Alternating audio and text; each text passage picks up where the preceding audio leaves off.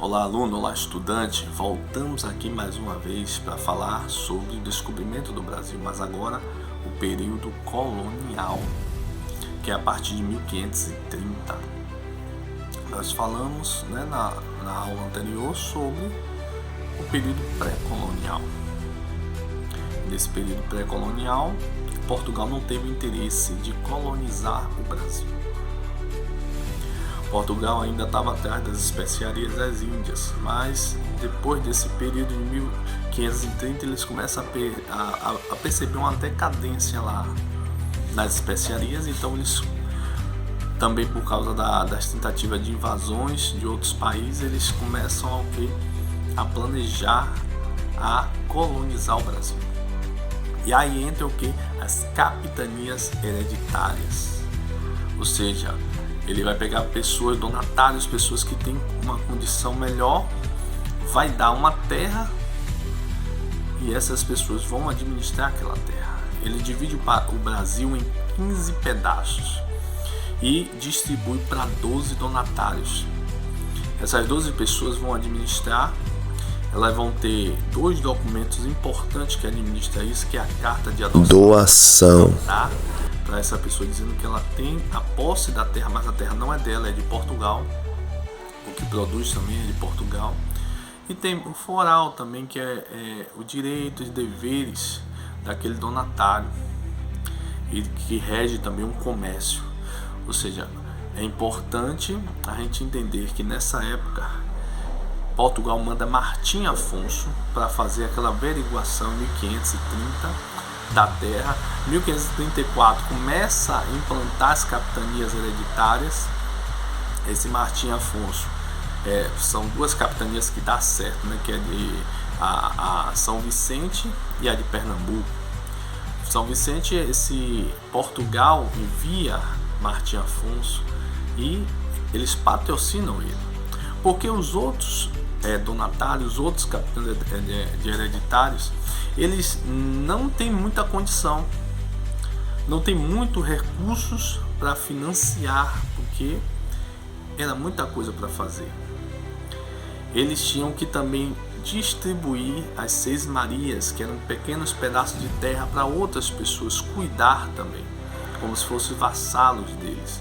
Ou seja, então a gente percebe aí que não foi fácil as capitanias hereditárias, só 2 deram certo.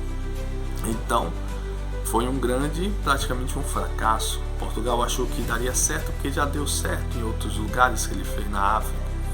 Então ele acreditava que ia dar certo no Brasil. Mas nós percebemos que no Brasil não deu certo. Também tem uns judeus que em Portugal, eles eram uma base forte econômica em Portugal. Em 1492, a Espanha expulsa os judeus da sua terra. Em 1497, Portugal expulsa os judeus da sua terra. E os judeus era quem trabalhava em Portugal. Tirando os judeus, ficou mais a equipe da nobreza, que não sabia muito o trabalho como os judeus. Os judeus enriqueceram, cresceram em Portugal. E aí a gente percebe que Portugal começa uma decadência financeira em 1530. Ele não tem muitas condições para financiar a colonização do Brasil, por isso que eles criam essa entre aspas, terceirização. Eles escolhem pessoas importantes lá em Portugal e dizem: ó, essa terra aqui para você administrar, colonizar, cuidar, proteger também, que eles têm que proteger o litoral. E dessa forma se tornam as capitanias hereditárias.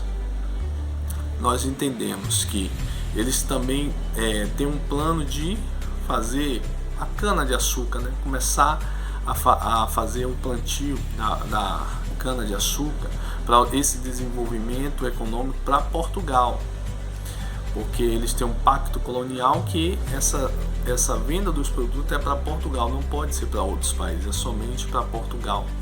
Vendia baratinho para Portugal e Portugal aproveitava e vendia caro para os outros países. Então Portugal sempre estava se aproveitando. Depois, quando a gente percebe em 1548, Portugal ele vem com a ideia do governo geral.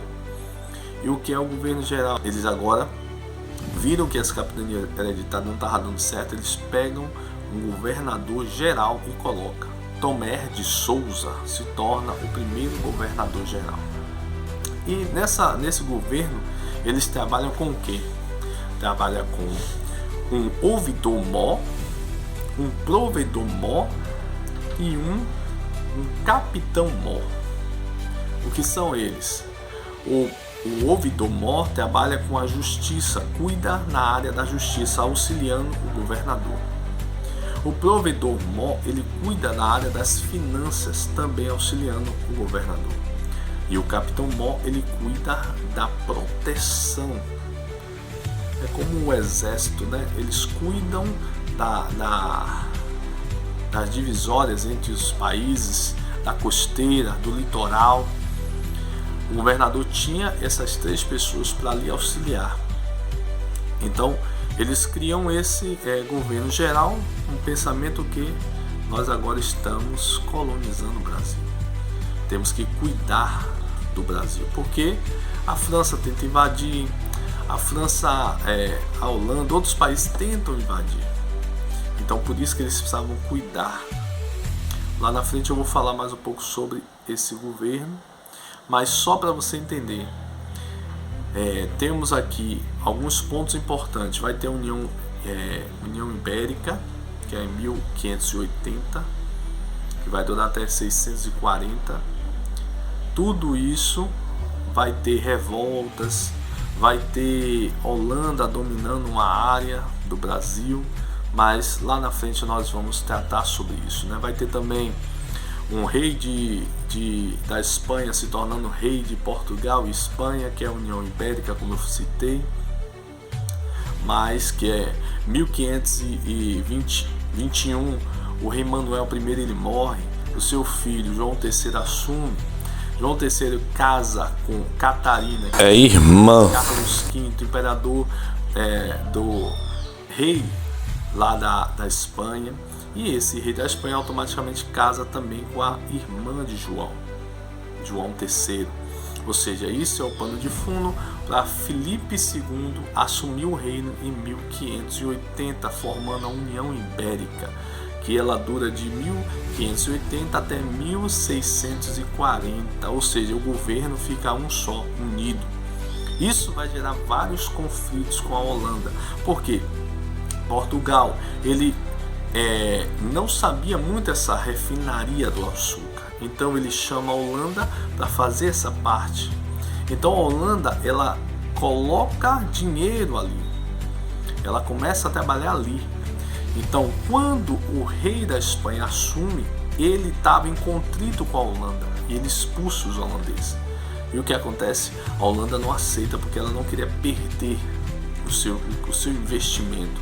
Então a Holanda, em 1624, ela consegue entrar, ela consegue se estabelecer ali durante um ano. Depois ela expulsa, né? É expulso por Portugal, pela Espanha. Mas depois eles voltam de novo, 1630. 30 anos ali em Pernambuco.